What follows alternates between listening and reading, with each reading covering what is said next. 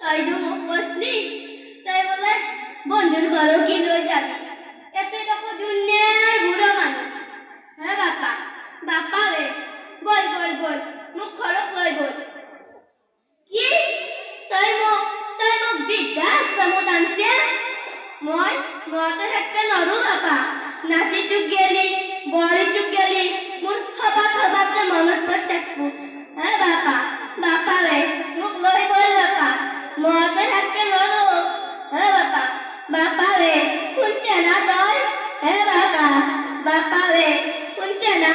মই এতে থাকতে নৰো